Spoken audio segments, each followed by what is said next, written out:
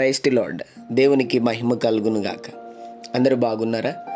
ఈ దినం దేవుని వాగ్దానం, మీరు చేయు కార్యములన్నీ ప్రేమతో చేయుడి. 1 కొరింథీయులకు రాసిన పత్రిక 16వ అధ్యాయం 14వ వచనం. అవును, మనం చేసే ప్రతి పని, ప్రతి చర్య ప్రేమతో, మర్యాదగా, క్రమంగా ఉండాలి. చాలాసార్లు మనం చేసే ప్రతి పనిలో దేవుని ప్రేమను, దేవుని యొక్క ఔన్నత్యాన్ని కనపరచం. ఈరోజు దేవుడు అంటున్నాడు, నువ్వు దేవుని బిడ్డవి, దేవుని కుమారుడవు. నీవు చేసే ప్రతి పనిలో దేవుని ప్రేమ ఇతరులకు కనపడాలి. ఆ ప్రేమ ద్వారానే అనేకులు దేవుని ఎద్దకు వచ్చి ఆయన కార్యములు అనుభవించాలి. ఆయన ప్రేమలో నువ్వు ఫలించదువుగాక. చిన్నమాట ప్రార్థన. ప్రేమ కనికరము గల మా తండ్రి, నీకు వందనాలు.